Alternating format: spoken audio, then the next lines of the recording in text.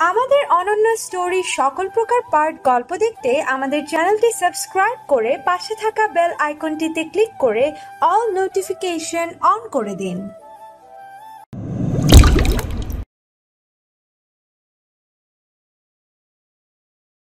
ওদের কথা না শুনেই গেলাম কলমটা দিতে। দেখি কি হয়। হাই।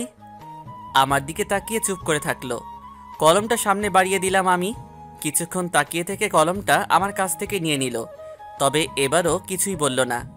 আমি চলে গেলাম বন্ধুদের কাছে। কথা না বলে কি এমনি দাঁড়িয়ে থাকা যায়? দিয়েছ কলম? দিয়ে আসলাম। কিছুই বলেনি তোমাকে? কি বলবে, আজব তো। আচ্ছা, আমি একটা বিষয় বুঝি না, তোমরা সবাই এত ভয় পাও কেন ওকে? তুমি ওকে চিনো না তাই ভয় পাচ্ছ না, আমরা ওকে ভালো করেই চিনি। ও আচ্ছা, ক্লাসে যাই চলো। সবাই ক্লাসে বসে গল্প করছিলাম। একটু পর স্যার আসলো, তবে আজকেও ওই সিটটা ফাঁকা, মানে সিমরান আসেনি। সত্যি আজব মেয়ে একটা। হাফ ক্লাস হয়ে যাওয়ার পর আসলো, চুপ করে বসে রইল। আসার সময় কোনো অনুমতি লাগে না, স্যারও কিছু বলল না। দেরি করে আসলে ক্লাস শেষ হওয়ার সাথে সাথে স্যারের আগেই বাইরে চলে গেল। আচ্ছা রাজু, এই মেয়েটা কি পড়াশোনা করে না নাকি? ওর আবার পড়াশুনো, সব সময় শুধু থাকে মারামারি নিয়ে। স্যারেরা কিছু বলে না? কি বলবে, এক স্যার বলছিল সবার মাঝে অপমান করেছিল, ওই স্যার তো আর আসেইনি। ও আচ্ছা, বাদ দাও। কিন্তু তুমি ওর বিষয়ে এত জানতেছো কেন? আরে এমনি, ওকে দেখে অন্যরকম মনে হয় তাই জিজ্ঞেস করলাম। ওর বিষয় নিয়ে এত মাথা ঘামাইও না, পরে কিন্তু কলেজে থাকতে পারবা না। অনেকেই এরকম করেছে। আমি কি করব? ওর বিষয়ে মাথা ঘামাতে যাবই বা কেন? সেটাই ভালো, স্যার আসছে, ক্লাস করো। আর 2টা ক্লাস করে আরতির সাথে বাড়িতে আসলাম। কলেজ ভালোই লাগছিল। বিকেলে ছাদে বসে চা খাচ্ছিলাম, হঠাৎ আরতি আসলো। কি করেন ভাইয়া? এই তো বসে আছি, তুমি? আমি রুমে ছিলাম, ভালো লাগছিল না তাই ছাদে আসলাম। ভালো। ভাইয়া কি বিজি নাকি? না তো, কিন্তু কেন? না এমনি বললাম। টেনশনে আছেন যে? আরে টেনশন না, বসো তুমি। কলেজ কেমন লাগছে ভাইয়া? ভালো, খুব ভালো। তাই নাকি? ভাবির খোঁজ কি পেলেন? মানে? বললাম কাউকে ভালো লেগেছে নাকি? যদি লেগে থাকে বলতে পারেন, আমি হেল্প করব। আরে না, ভালো লাগবে কিভাবে, কেবল তো 4 দিন হচ্ছে। তাই কি? কাউকে ভালো লাগতে 1 মিনিটও লাগে না, আর আপনি তো 4 দিন।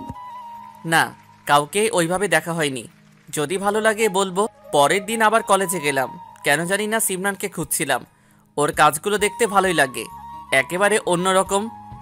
আগে এসেছি, এখনো রাজু মাসুমরা আসেনি, তাই একা একা বসে আছি। একটু পর সিমরান আসলো।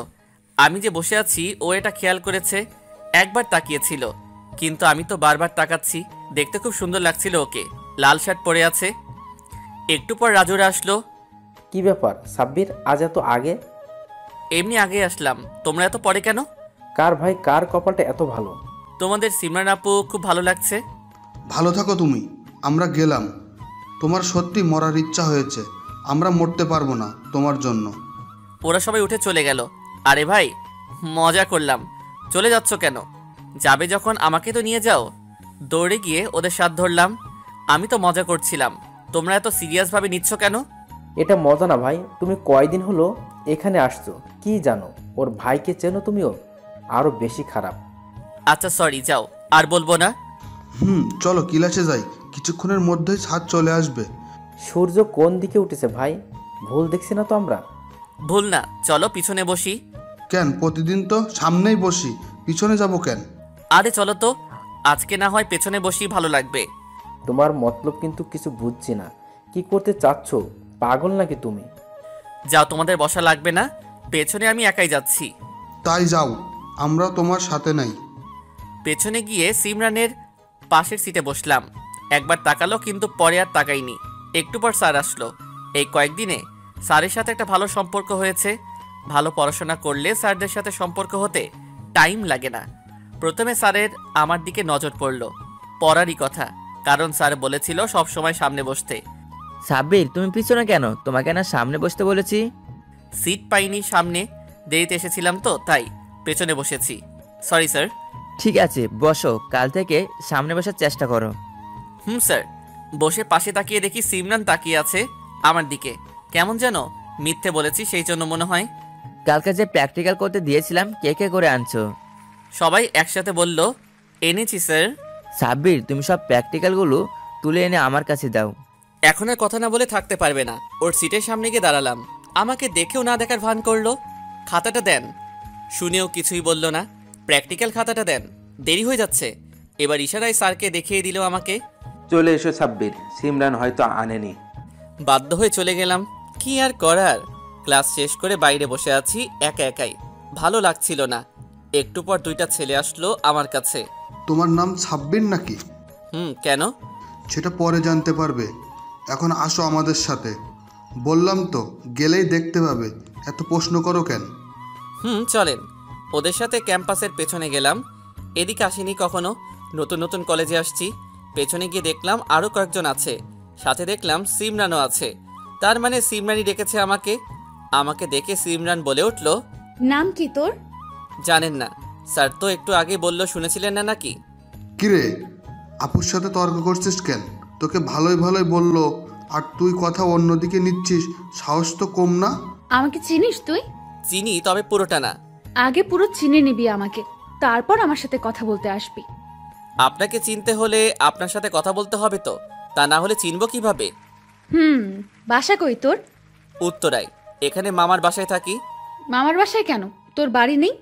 আছে, কিন্তু এই কলেজে ভর্তি হয়েছি, তাই এখানে থাকি।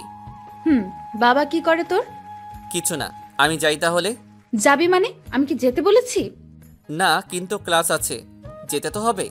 আরে রাখ তোর ক্লাস, সারা বছর ক্লাস করি না, আমার কোনো প্রবলেম হয় না, আর তুই একদিন না করলেই প্রবলেম হবে। করেন না কেন? বাবা মা এত কষ্ট করে এখানে পাঠিয়েছে পড়াশোনা করার জন্য, আর আপনারা এভাবে ঘুরে বেড়ান কেন? কিরে, জ্ঞান দিচ্ছিস আমাকে? শোন, তোর জ্ঞান শোনার জন্য এখানে ডাকিনি তোকে। তাহলে কেন ডেকেছেন?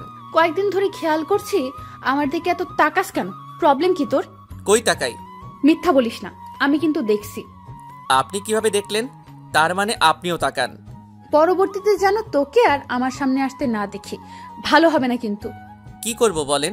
ভালো লেগেছে আপনাকে, খালি দেখতে মন চাই। ধীরে বললাম কথাগুলো। কি করবি মানে? তাকাবি না আমার দিকে? আর এখন যা, ক্লাস আছে বললি না তোর? আপনারও তো ক্লাস আছে। তাই কি? ক্লাস করবেন না? আমার ক্লাস করা লাগবে না, এমনি পাস আমি। ভালো, যাই আমি। বললি না তো তোর বাবা কি করে? পরে বলবো। কথাটা বলে চলে আসলাম ক্লাসে। দেখলাম স্যার এখনো আসেনি। কোথায় গিয়েছিলি? একটু বাইরে।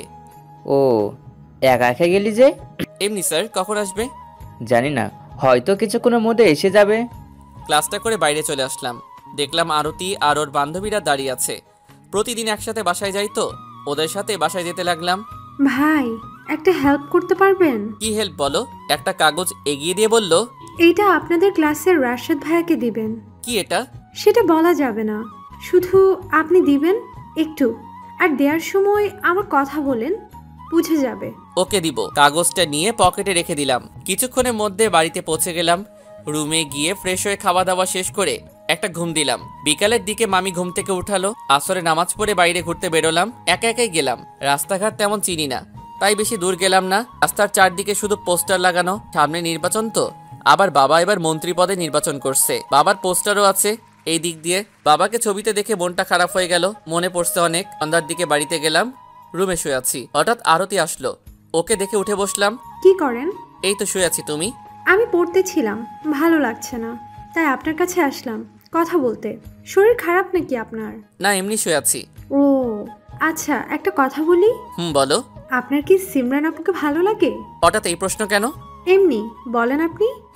একটু একটু, তবে যে টাইপের মেয়ে এটা সম্ভব না। সেটাই তো, মেয়ে হয়েও সব ছেলেদের মতো কাজ করে। ওর আশা বাদ দেন। কাগজটা কি পড়েছেন? কিসের কাগজ? দুপুরের দিলাম কলেজের কাছে। ও, ওইটা আমাকে তো দাওনি, রাশেদকে দিয়েছো। আমি খুলে দেখবো কেন? তখন মিথ্যা বলছি, ওইটা আপনাকে দিয়েছিলাম, সবাই ছিল তাই ওই কথাটা বলেছিলাম। আজব তো, আমাকে কেন দিতে যাবে? আর কি লিখছো ওই চিঠিতে? খুলে পড়েই দেখুন কি লেখা আছে। আরতির কথায় চিঠিটা খুলে পড়তে লাগলাম। আরতি আমার পাশে দাঁড়িয়ে আছে। চিঠিটা খুলে বুঝতে পারলাম এটা একটা প্রেমপত্র, আর প্রেমপত্রটা আমাকেই দিয়েছে। তবে আরতি না, ওর বান্ধবী। এটা কি হলো? কি হবে বুঝতে পারছেন না?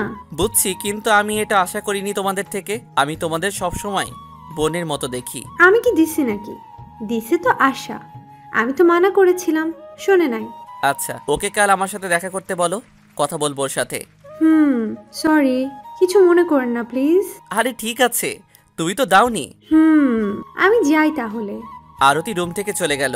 আমি সত্যি এটা আশা করিনি ওদের সাথে এই কয়েকদিনে প্রায় অনেক ফ্রি হয়ে গেছি, কিন্তু আশা যে এইভাবে নিবে ভাবিনি। পরদিন সকালে আবার কলেজে গেলাম। আরতির সাথে দেখলাম আশা আগে কলেজে এসেছে। তোমার বান্ধবী তো দেখছি আগেই আসছে। আপনার কথা বলেছি তো, সেই জন্য মনে হয়। অনেক সেজে এসেছে দেখছি।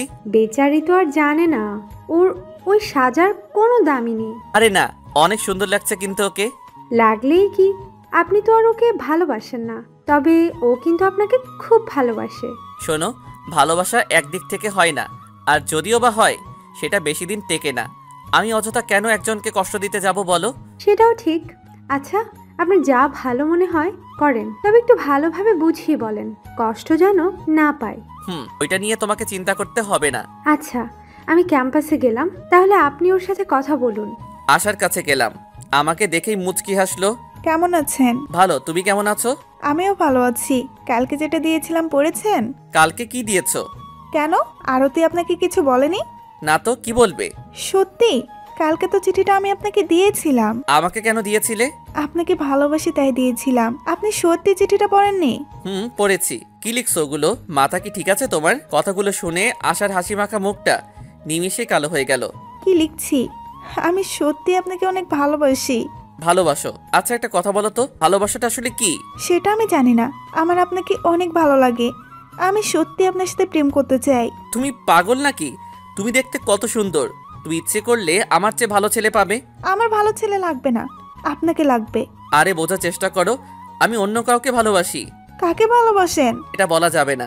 দেখো, তোমার সামনে ইন্টার পরীক্ষা, এখন এসব প্রেমের চিন্তা বাদ দাও, ভালো করে পাশ করো আগে, তারপর দেখা যাবে। সত্যি আপনি প্রেম করেন? এখন যাও তুমি। আর শোনো, এসব নিয়ে মন খারাপ করবে না কিন্তু, ভালোভাবে পড়াশোনা করো আগে। আমার চেয়ে ভালো ছেলে পাবে অনেক। আশা আর কিছু বলল না, মন খারাপ করে চলে গেল। আমি ওখানে বসে রইলাম কিছুক্ষণ। আজকে আগে এসেছি, কলেজে এখন কেউ আসেনি, একা একা বসে ফোন টিপছিলাম। হঠাৎ পিঠের উপর কে যেন হাত রাখলো, চমকে উঠলাম। তাকিয়ে তো আমি অবাক, এটা তো সিমরান। আপনি এখানে? কেন, থাকা যাবে না নাকি? সেটা না, এত সকালে আপনি বিশ্বাসই হচ্ছে না। একটা কাজে আজ আগেই আসছি, তবে ভালোই হয়েছে। আগে না আসলে তোদের প্রেম লীলাটা দেখতে পারতাম না। মানে? ছোট খোকা তো, তুমি কয়েকদিন হলো কলেজে আসছিস। 15 দিন কেন? বুঝিস না? 15 দিন না যেতেই প্রেম করা শুরু করে দিয়েছিস। সাহস আছে তোর, কিন্তু বলতেই হয়। কি প্রেম করছে? আলতু ফালতু কথা বলেন না, কিন্তু এমনিতেই মেজাজটা খারাপ হয়ে আছে। কি? আমি আলতু ফালতু কথা বলছি? বেশি লাফালাফি করিস না কিন্তু। তোর কপাল ভালো, আমি এখনো কিছু বলিনি তোকে। বেশি হয়ে গেছে কিন্তু, কলার ছাড়েন। কিছুই বেশি হচ্ছে না, আরো কম হচ্ছে তোর সাথে। তুই হয়তো জানিস না, এই কলেজে যা করতে হয় আমার অনুমতি নিয়ে করতে হয়। তাই নাকি? কে আপনি? কলেজের প্রিন্সিপাল নাকি? মনে করতে পারিস প্রিন্সিপালি। আমার ভাইকে চিনিস তুই? তোর কথা যদি একবার বলি, এই কলেজে থাকার ভাগ্য আর হবে না। আপনার ভাই এখানকার মিনিস্টার নাকি? সেটা তোর জানা লাগবে না, শুধু যা বলি তাই শোন। বলেন শুনি। সবাই যেভাবে চলে ওইভাবে চল, আলাদা হওয়ার চেষ্টা করিস না। সত্যিই ভালো হবে না কিন্তু, লাস্ট ওয়ার্নিং দিলাম তোকে। আমিও বলি, শোনেন, কলেজটা স্টুডেন্টদের জন্য, কোনো মাস্তানদের জন্য না। তাই আগে যা করেছেন সব ভুলে যান, একজন স্টুডেন্টের মতো ব্যবহার করুন, না হলে কিন্তু। না হলে কি? কি করবি তুই? আর কিছু বললাম না, আমার ঠোঁটটা ওর ঠোঁটে লাগিয়ে দিলাম। ছাড়ানোর চেষ্টা করলো, কিন্তু আমি তো ছেড়ে দেবার পাত্র না, তাই কিছুক্ষণ ধরে রাখলাম। এটাই করব। তোকে তো আমি। কি করবেন? কিছুই করতে পারবেন না। আপনার ভাগ্য ভালো, কাজটা কেউ দেখেনি। বেশি লাফালাফি করলে সবাইকে বলে দেব কিন্তু। কি করতে পারি তুই দেখ খালি। তুই আমাকে চিনিস না, তোর 14 গোষ্ঠীকে যদি আমার পায়ে ফেলতে না পারি, আমার নামও সিমরান না। আচ্ছা দেখা যাবে, এখন জানতো, না হলে কিন্তু আর একটা দেব। আমার কিন্তু ভালোই লাগছে, আপনার কেমন লাগছে? রেগে চলে গেল গাড়ি নিয়ে। আমি হাসছিলাম ওর যাওয়া দেখে। হঠাৎ কি করে ফেললাম, মাথা এলোমেলো হয়ে গেছিল মনে হয়। রাজুরা আসলো। এত আগে এসেছো, ব্যাপার কি? ব্যাপার কিছুই না, এমনি আগে এসেছি। আজ বসো এখানে। ক্লাস যাই, চলো। আজকে সিমরানাপুর কি হয়েছে রে? আসার সময় দেখলাম রেগে কলেজ থেকে বের হয়ে যাচ্ছে। কি জানি, আমি তো তাই দেখলাম। সাব্বির, তুমি কিছু জানো নাকি? আমার জন্যই গেছে। কি তোমার জন্য? মানে কি করছো আবার? আবার কি করলে ভাই? তুমি কি সত্যি এই কলেজে থাকতে চাচ্ছ না নাকি? আরে না, কলেজে থাকবো না কেন? কি করছো তুমি? ওদেরকে সবকিছু খুলে বললাম। ওরা দুজন তো শোনার পরে ভাই তোরা থাক, আমার মায়ের সাথে শপিং এ যেতে হবে, আজ আর কলেজ করব না। সাব্বির, আমিও গেলাম। বেঁচে থাকলে কাল দেখা হবে, আমিও শপিং এ যাব। আর তোমাদের হঠাৎ শপিং এর কি হলো? কেবলই তো কলেজে আসলে, ক্লাস করো আগে। বেঁচে থাকলে অনেক ক্লান্ত করতে পারবো। আমি যাই ভাই। আমিও যাই। দুজনে চলে গেল। কি হলো কিছুই বুঝলাম না। যা হয়েছে সেটাই তো বললাম শুধু। এতে শপিং এ যাওয়ার কি হলো? আমার আর কি করার? একা একে ক্লাসে গেলাম। ক্লাসে ভালো লাগছিল না, বারবার সকালের কথাটা মনে পড়ছিল। অনেক কষ্টে ক্লাসটা করে বাইরে আসলাম, কিন্তু বাইরে এসে তো আমি অবাক। কেমনে কি? কিন্তু বাহিরে এসে তো আমি অবাক। কেমনে কি? 3-4টে গাড়ি দাঁড়িয়ে আছে, আর গাড়ির সামনে সিমরান সহ আরো 15-20 জন আছে। সবার হাতেই হকি স্টিক। ভয় হচ্ছিল। ধীরে ধীরে তার সামনে গেলাম। এখন আর পার্ট নেওয়া যাবে না, ভালোভাবে ক্ষমা চেয়ে নেই, ওইটাই ভালো হবে। কিন্তু ক্ষমা চাওয়ার সুযোগটা আর হলো না। জ্ঞান ফেরার পর নিজেকে হাসপাতালে আবিষ্কার করলাম। তাহলে বুঝতেই পারছেন কি হয়েছিল। দেখলাম সবাই এসেছে। সবাই বলতে মামা, মামি, আরতি আর ওর বান্ধবীরা। কেমন আছিস? ভালো। তোমরা কেমন আছো? আমরা ভালোই আছি। কি হয়েছিল তোর? এ অবস্থা হলো কেন? বাদ দাও তো মামা, একটা প্রবলেম হয়েছিল তাই। কি এমন প্রবলেম যার জন্য তোকে হাসপাতালে আসতে হলো? সামান্য প্রবলেম, এখন তো সুস্থ আছি। বাদ দাও সব। কি বাদ দেব? কার এত বড় সাহস আমার ছেলের গায়ে হাত দেয়? কণ্ঠটা সবার পেছনে থেকে আসলো। খুব চেনা চেনা লাগছিল। চেনা তো লাগবেই, কারণ তিনি যে আমার বাবা। বাবাকে দেখে সবাই বাইরে চলে গেল। আমার কাছে এসে বসলো। বাবা, কেমন আছো বাবা? জানো না কেমন আছি? তুমি এই কাজ করবে আমি সত্যি কখনো ভাবিনি। সরি বাবা। বাড়ির সবাই কেমন আছে? কাদের কথা জানতে চাইছো? ওই মা রূপী শয়তানের কথা? কি বলো বাবা? তবুও তোমা সত্যি তোমাকে নিয়ে আমার অনেক গর্ব হয়। সেদিন এভাবে চলে এসেছিলে কেন? তুমি তো বলেছিলে ওই বাড়িতে যেন না থাকি। বলেছিলাম। কেন বলেছিলাম তুমি জানো না? আমি না হয় ভুলই বলে ফেলেছিলাম, তাই বলে সত্যি চলে আসলে আমাকে ছেড়ে। একবারও তোমার এই বাবার কথা মনে পড়েনি? পড়েছে বাবা, অনেক।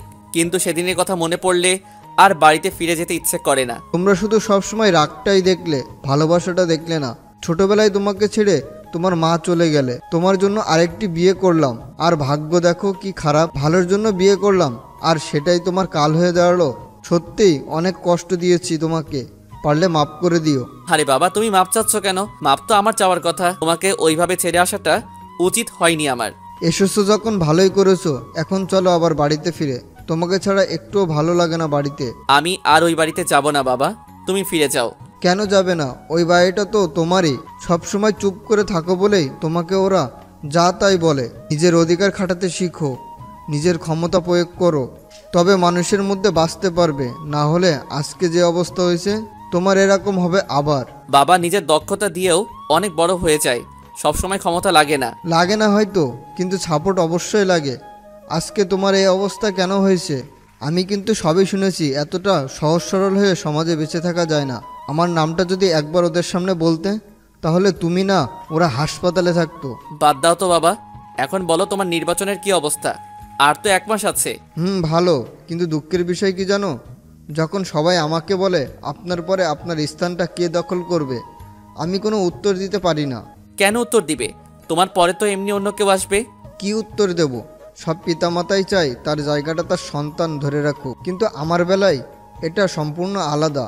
তুমি এসব একটুও পছন্দ করো না। তোমার কথা আমি মানুষকে বলতে পারি না। তুমি আমার ছেলে, এটা মিডিয়া পর্যন্ত ভালোভাবে জানে না। বুঝছি তোমার কথা।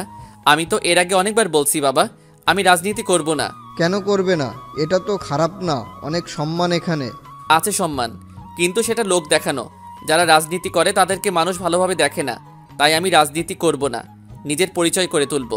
তোমার ধারণা ভুল। সব রাজনীতিবিদ খারাপ না, কিছু আছে ওদের মনুষ্যত্ব বলতে কিছুই নেই, ক্ষমতার অপব্যবহার করে। ওদের জন্যই সব রাজনীতিবিদ আজ খারাপের পথে। মানুষের সেবা করলে মানুষ কখনো খারাপ বলবে না। আচ্ছা দেখা যাবে, আগে পড়াশোনা শেষ করি, এখন এসব প্যারার মধ্যে যাব না। যেটা তোমার ভালো মনে হয়। তাহলে বাড়িতে যাবে না তুমি? না, যতদিন না ওই মহিলা আমাকে নিতে আসবে ততদিন ওই বাড়িতে যাব না। আমি গেলে আবারও অশান্তি বাড়বে, তার চেয়ে ভালো এখানে আছি। ওকে, তুমি নাম্বার চেঞ্জ করেছো কেন? এমনিতেই, ফোনটা হারিয়ে গেছে। মিথ্যে বললাম। ও, নতুন ফোন কিনেছো কি? আমি আর বাবা কথা বলছিলাম, হঠাৎ বাইরে থেকে একজন বলে উঠল,